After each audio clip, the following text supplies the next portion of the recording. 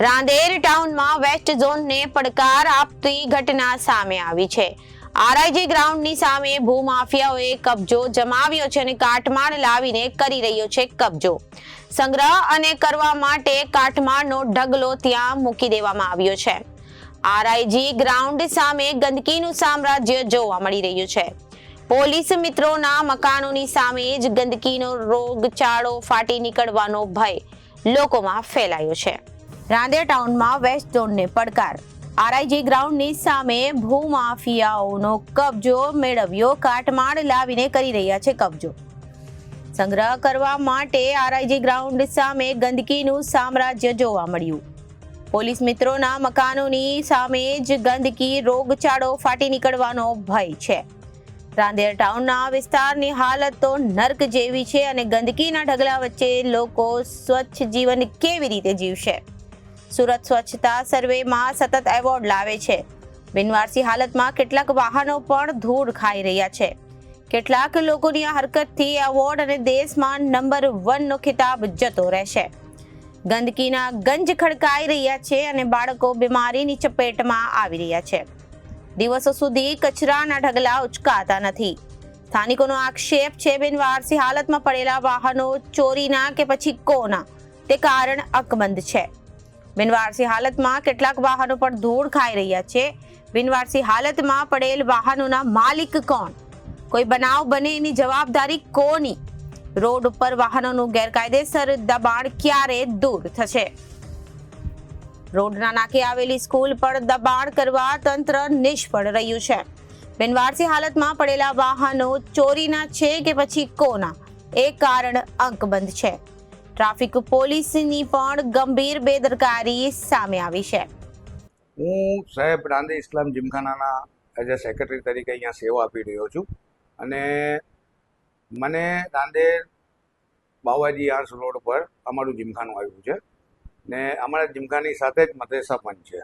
હવે એ બે રોડની વચ્ચે ઘણી મોટી એક કોમન જગ્યા છે જે આખા નાંદેરનું વેસ્ટ મટીરિયલ જે બિલ્ડિંગ તૂટે છે એનું કપચી છાડું બધું અહીંયા ખલવાય છે ને અહીંયાથી એને 4-5 દિવસ પછી ઉઠાવવામાં આવે છે। પ્લસ સાથે એ જ જગ્યા પર કચરાપેટી જાહેર કચરાપેટી બની ગઈ છે।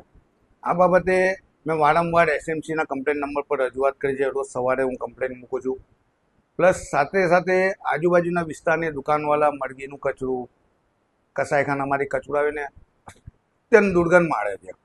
તો આ જીમખાનું છે, જીમખાનામાં નાના બાળકોથી લઈને વડીલો સુધી આવે છે। ઘણી બધી દુર્ગંધથી એમની સ્વાસ્થ્યમાં બી પ્રોબ્લેમ આવે છે। રજૂઆત કર્યા પછી મને કમ્પ્લેન નંબર બી મળે છે પણ એ કોઈ કમ્પ્લેન સોલ્વ હોતી નથી। તો પણ મને મળી જાય છે કે તમારી કમ્પ્લેનનું સોર્ટ આઉટ થઈ ગયું છે, પણ આજ સુધી એ વસ્તુ થઈ નથી। સાથે સૌથી મોટી તકલીફ એ છે કે સાહેબ આપણા આજે બાવાજી આર્સ માર્ગ જે જીમખાના સાથે છે એની પર બિનવારસી હાલતમાં કાયમી ધોરણે અહીંયા 4 વ્હીલ, ટ્રેક્ટર, બસ, લક્ઝરી બસ અહીંયા પાર્ક થઈ જાય છે। જેના લીધે મેઇન જાહેર રોડ છે, આ રોડની નાકા પર સ્કૂલ આવી છે। સ્કૂલના સમયે બી અહીંયા અત્યંત ટ્રાફિક જામ થઈ જાય છે તો નાના છોકરાઓ પર બી આના લીધે પ્રોબ્લેમ આવે છે। એની સાથે રાંદેર પોલીસ સ્ટેશનની કોલોની પણ છે તો પ્રોબ્લેમ એ આવે છે કે એટલું સખત ટ્રાફિક જામ થઈ જાય છે। કાયમી ધોરણે અહીંયા બિનવારસી હાલતની અંદર ગાડીઓ હંમેશા માટે પાર્ક કરેલી હોય છે। હવે આ વારંવાર રજૂઆત કર્યા પછી આનો કોઈ નિકાલ આવી રહ્યો નથી। હવે અમારા જીમખાનાના બંને મુખ્ય પ્રવેશદ્વાર અહીંયા જ છે।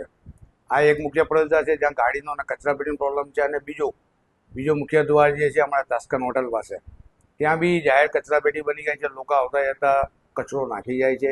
એની બી ઘણીવાર વિડીયો અને ફોટા પાડીને એસએમસીની અંદર કમ્પ્લેન સેન્ટર પર આપણે મોકલી આપ્યા છે પણ એમાંથી પણ કોઈ જાતનો નિકાલ આવતો નથી સાહેબ આ એસએમસીનો કમ્પ્લેન નંબર છે, તમે જોઈ શકો છો। મેં ઘણા બધા વિડીયો, ઘણા બધા ઓડિયો, ફોટા સાથે એઝ એ સેક્રેટરી મેં એમને રજૂઆત કરી છે પણ કોઈ પણ જાતના આ કમ્પ્લેન નંબર મને આપેલો કે તમારો આ ગોહિલ સાહેબ, પણ એની પણ કોઈ ખોટું જ મને આપી દીધું કે તમારું કામ થઈ ગયું છે। પ્લસ આ ગેટની સાથે બહુ મોટું ઝાડ ઉગી ગયું છે જે મારા ગ્રાઉન્ડની વિઝિબિલિટી છે એના લીધે બંધ થઈ ગઈ છે।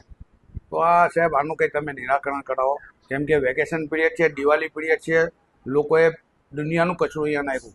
આજની તારીખમાં બી અત્યારે બી એને જોશો તો આખી જગ્યા તમને કચરાથી અને છાડું કપચીથી ભરેલી જગ્યા મળશે। પોલીસ અને એસએમસી પાસે તમે શું ઈચ્છો છો? સાહેબ અમે એસએમસીથી ઈચ્છા એ રાખીએ છીએ સાહેબ, એક સાથ સહકાર માંગીએ છીએ કે એક તો સાફ સફાઈ અહીંયા કાયમી ધોરણે કચરાપેટી બંધ થવી જોઈએ કેમ કે એની ગંદવારથી અહીંયા સ્વાસ્થ્યમાં બી તકલીફ છે।